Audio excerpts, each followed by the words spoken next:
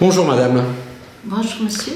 Nous venons à votre rencontre pour essayer de faire un point sur l'état de santé de l'économie. Tout d'abord, si vous le voulez bien, de la France au niveau international. Comment va-t-on ? On va mieux que ce qu'on peut entendre et on est sur une pente plutôt ascendante. C'est-à-dire que l'année dernière, on avait une croissance qui était assez faible, qui tournait en dessous de 1%. Pour 2016, l'INSEE et la Banque de France a confirmé les données. La croissance du PIB sera autour de 1,1% et l'année prochaine, on escompte une croissance de 1,2%. Alors c'est vrai que c'est un ton en dessous de ce qu'on peut observer au niveau européen, puisque la croissance au niveau européen est autour de 1,6%, mais l'économie redémarre. Si on ramène ça à l'économie régionale, puisque la Banque de France aujourd'hui ne fait plus d'analyse au niveau départemental, mais au niveau régional, comment va la région PACA ? Alors la région PACA, il faut savoir qu'il y a une caractéristique très forte de la région PACA. Il y a deux secteurs prédominants qui sont les services et la construction. Les services à eux seuls représentant 50% de l'économie de la région. Et sur l'année 2016, comme pour l'année 2017, ce secteur-là est en forte croissance. Et quasiment dans toutes les composantes. Alors, un petit bémol quand même, dans un des secteurs, c'est l'hôtellerie et la restauration, vu les événements tragiques auxquels ont été confrontés la France et plus particulièrement le département des Alpes-Maritimes, qui a eu un impact sur toute la région. Mais globalement, ce sont deux secteurs qui se portent nettement mieux. Et pour la première fois, les entreprises de la construction nous annoncent pour 2017 une amélioration de ces carnets de commandes et pour la première fois plus de destruction d'emplois, y compris dans un des secteurs forts de la construction qui sont les travaux publics. Le BTP va donc plutôt mieux. Va plutôt mieux et c'est quand même une excellente chose puisque c'est un secteur qui pèse très lourd tant dans l'économie régionale mais également dans le Var puisque c'est quand même un des secteurs assez importants de ce département. Qu'en est-il au niveau des industries ?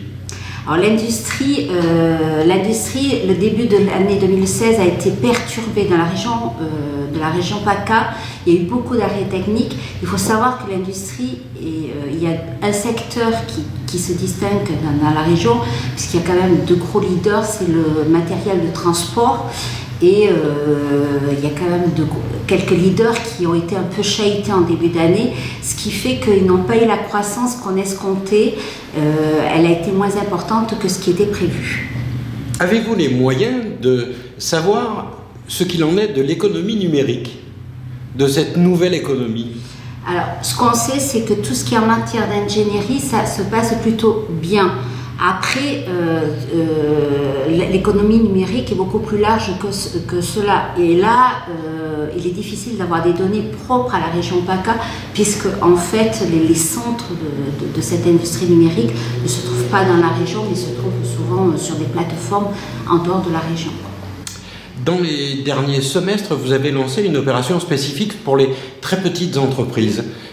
Qu'en est-il de cette opération ? Alors, c'est une opération qu'on a démarrée en septembre où dans chaque département, on a désigné un correspondant TPE qui, lui, doit faciliter les relations des petites entreprises avec les différents décideurs et autres. C'est une opération qui a démarré en douceur. On a une sollicitation d'une dizaine d'entreprises par mois en moyenne dans le département. Ce qui prouve que c'était un chaînon manquant.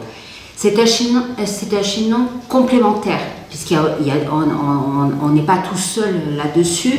C'est en fait, on sert à orienter le chef d'entreprise vers vers son bon interlocuteur.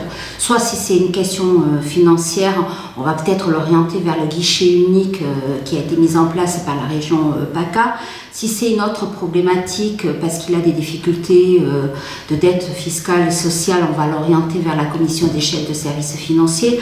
On va peut-être l'orienter vers la Chambre des métiers ou la CCI ou tout autre organisme. C'est d'essayer de bien comprendre sa problématique et de la mener vers le bon interlocuteur qui pourra l'accompagner pour son développement. Et aujourd'hui, les entreprises que vous accompagnez sont plutôt satisfaites vous avez un bon retour? Alors, il y a une enquête qui a été menée au niveau national et le retour de satisfaction tourne autour de 80%. En tant que directrice départementale de la Banque de France, quelles sont les perspectives, quels sont les espoirs que nous pouvons entretenir pour 2017? Alors, de l'enquête qui a été menée au niveau régional, et je pense qu'on peut l'extrapoler au niveau de la région varoise, ce qu'on constate d'abord, c'est que les chefs d'entreprise nous ont dit qu'il y avait une reprise de l'activité, quels que soient les secteurs, qui sera tirée par les services et qui sera également tirée par les bâtiments et travaux publics. Avec, pour la première fois, c'est ce que je vous disais tout à l'heure, une non-destruction d'emplois peut-être dans les travaux, dans la construction, parce que depuis 2008, c'est un secteur qui voyait son emploi se réduire d'année en année.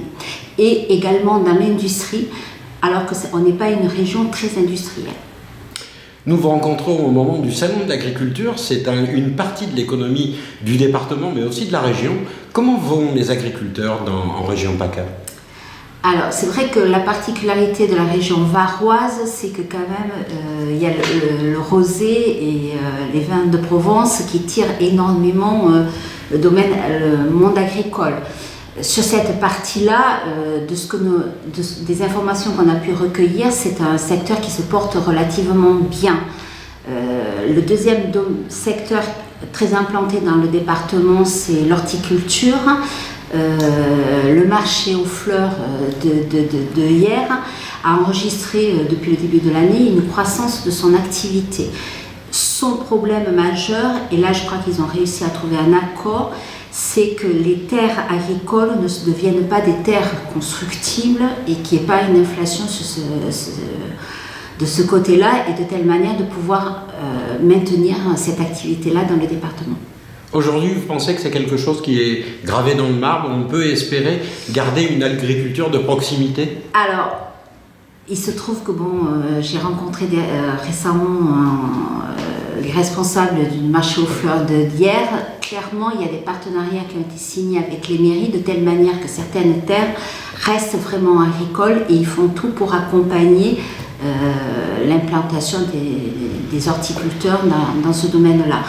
Après, sur la partie vignoble, il y a quand même, les vignobles sont en train de monter en gamme et en qualité, et il y a une surenchère sur le prix des terres agricoles qui font qu'on voit arriver de grands noms voulant acheter de grands domaines, et c'est vrai que c'est une activité qui est en train d'évoluer. Une dernière question, si vous le permettez, un sujet qui est placé sous votre autorité, qui est le sujet du surendettement. Quelle est la situation actuelle? Alors, il se trouve qu'on a fait le bilan très récemment, donc je peux en parler assez librement. Pour la première fois en 2016, on a une diminution des dépôts de dossiers sur endettement dans le Var, tant au niveau national que dans le Var, puisque la diminution des dépôts de dossiers est de 10% en 2016 constatée sur le département. Comment l'expliquer? Très difficile. Clairement, on a du mal à avoir une corrélation entre la situation économique et les dépôts de dossiers sur endettement. Par contre, un élément majeur, c'est que de plus en plus, on essaie de proposer des solutions dites pérennes et non pas des décisions, des procédures d'attente qui font que les dossiers reviennent. Donc, en proposant des solutions pérennes, on apporte une solution à la famille, aux débiteurs, de telle manière qu'ils ne viennent pas redéposer ultérieurement les dossiers, un nouveau dossier. Eh bien, écoutez, madame, je vous remercie. Je vous dis à très bientôt. Merci beaucoup. Au revoir.